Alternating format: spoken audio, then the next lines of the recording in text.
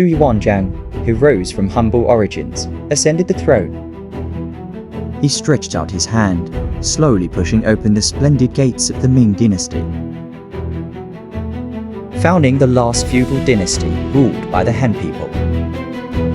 Over the course of its 276 years, there were Zheng He's 7 voyages to the western seas, Yu Qian's steadfast defense of Beijing, Zhang Juzheng's bold reforms, and above all, a spirit of pride that refused to make peace through marriage,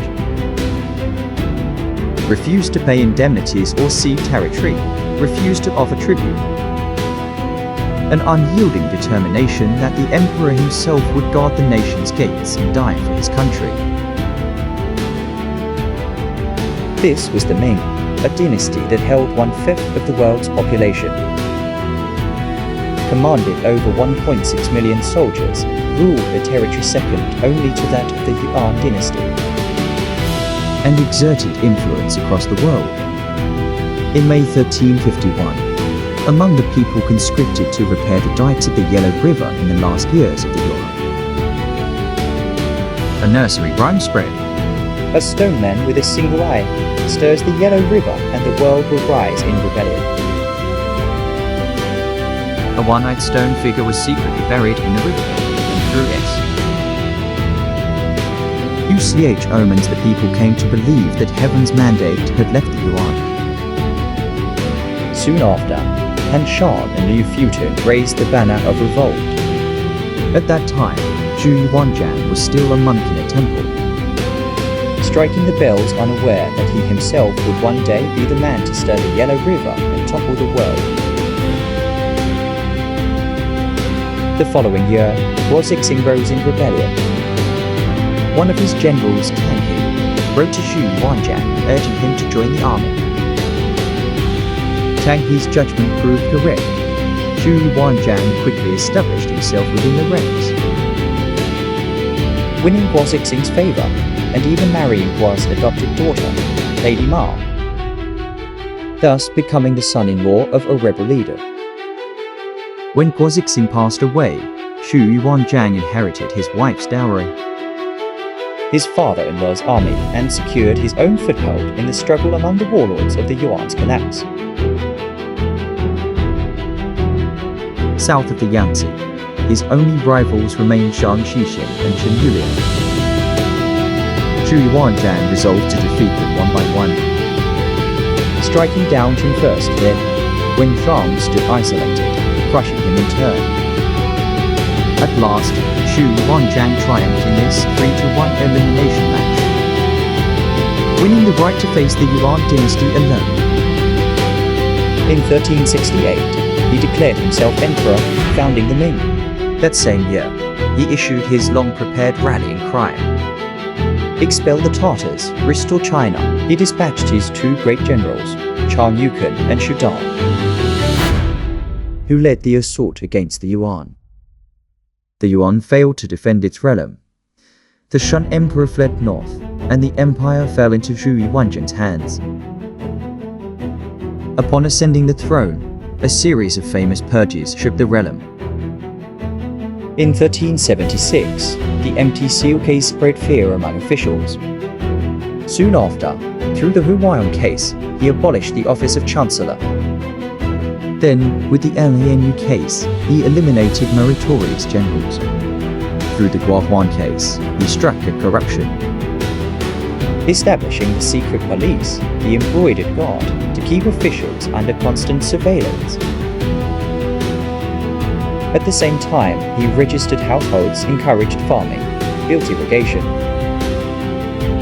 suppressed powerful clans, and freed countless slaves. Under his harsh yet effective rule, society's productivity quickly recovered. Zhu Yuanzhang was pleased with his work, claiming it was to clear the path for his son's succession. But his crown prince, Zhu Biaye, died before ever ascending the throne. The crown thus passed to Zhu Yuanzhang's grandson, Zhu Yunyan. In 1398, upon taking the throne, Zhu Yuanzhang sought to follow his grandfather's steps by curbing the power of the princes. But this act provoked a tiger, his fourth uncle, Yu Di. As the princes of Zhou, Bai, Qi, and Shan were successively deposed or executed, Yu Di realized his own fate was sealed. In the name of clearing the court of traitors and pacifying internal disorder, he raised the banner of rebellion. In 1402, Zhu Di captured Nanjing, ascended the throne, and declared a new reign title, Yongle, though he wished to confront his nephew, the Jianwen Emperor.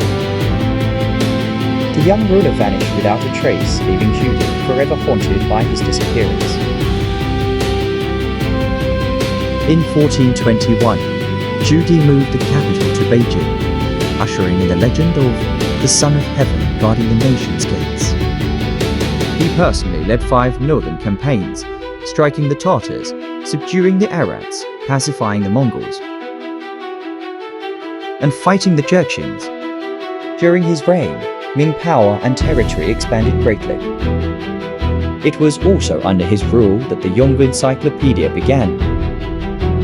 3 years, 3,000 scholars, 22,877 volumes, the greatest encyclopedia in history, a true monument of an age.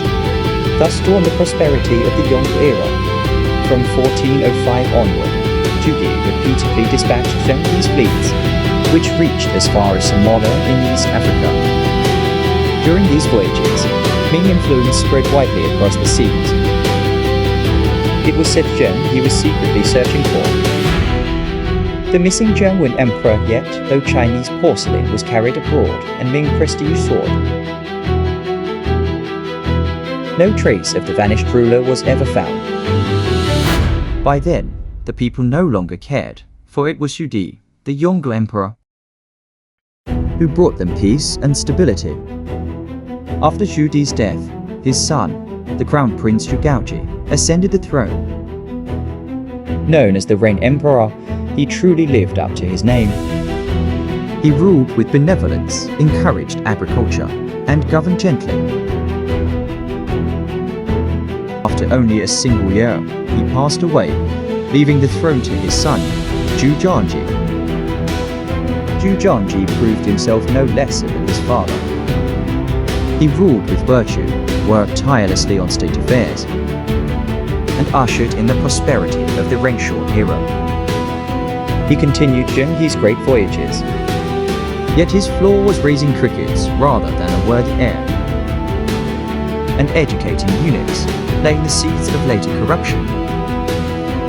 In 1435, this cricket emperor passed away, leaving the realm to his incompetent son, Jurchens. Though called the Ming Emperor, Jurchens was anything but wise. He heeded the eunuch Wanli, and despite exhausted troops and scarce provisions, personally led a disastrous expedition against the Arabs. In 1449, as the army retreated, the Arab forces caught them at Jianwen fortress. The Ming army was crushed, and Jurchens himself was captured. The dynasty was saved by Yu Qian, who held firm in Beijing. He enthroned Zhu Qian's brother, as Emperor Daizong, and led the defense that crushed the Arab assault in the Battle of Beijing. The Arabs, finding the captive emperor useless, released him. But Zhu Yuanzhang, upon his return, eventually seized power again, restoring himself to the throne. In 1464, he died, and the crown passed to his son, Zhu Yuanzhang, the Chenghua Emperor. The Chenghua Emperor proved weak, dominated by his consort, Lady Wan, while the eunuch Wanxi established the Western Depot, joining forces with the Eastern Depot to persecute royal officials. Only upon his death in 1487 did this turmoil subside, when his son, the Hongxi Emperor, ascended the throne. Having suffered under eunuchs and traitors, the Hongxi Emperor ruled with diligence, curbing eunuchs, practicing frugality, reducing taxes, and loving his people. His reign became known as the Wanli Restoration. Yet this virtuous father left behind only a pleasure-seeking son. Zhu Zhu Yuanzhang, the Wuzheng Emperor. Wuzheng built palaces of indulgence, like his ancestor. Delighted in leading reckless campaigns. Though victorious, he fell ill after falling into water on his return, And soon died without an heir. In 1507, his cousin Zhu Yuanzhang seized the throne, becoming the Jiajing Emperor, famous as a pleasure seeker and alchemist. Harsh to his servants, he nearly lost his life in a palace plot by concubines and maids.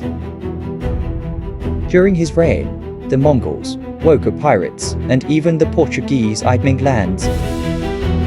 But heaven granted the Ming a savior, Zhang Juzheng. He negotiated with the Mongols, opened maritime trade, Streamlined bureaucracy, curbed land monopolies, and launched the Longqing reforms.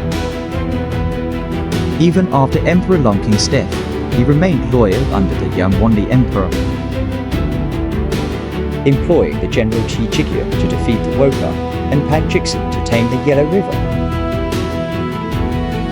Thus came the Wanli Restoration. but Emperor Wanli himself, after Zhang Juzheng's death in 1582, refused to face the succession dispute between his sons, withdrew from court and abandoned governance.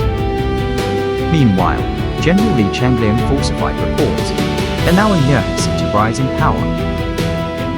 Border troubles grew severe. To explain the dynasty's downfall, one must say it truly began with Xuanzang. Emperor Xuanzang adored consort Zheng, wishing to make her son, Prince Zhu, crown prince. But faced with opposition, he reluctantly named Zhu Changlu instead, who became Emperor Guangzong. Yet after only 1 month, Guangzong died from taking the Red Hill. He was succeeded by the Shizhen Emperor, under whom the infamous eunuch Zheng He rose to power, clashing bitterly with the Donglin faction until his downfall under the Chongqing Emperor. In 1626, Yuan Chonghuan defeated Nurhaci at Ningjuan, inflicting a fatal wound on him. After Nurhaci's death, Hong Taiji took his place, using intrigue to eliminate Yuan Chonghuan. The Ming's days were numbered. In 1636, Hong Taiji proclaimed the Qing dynasty at Shenyang, launching repeated invasions of Ming territory.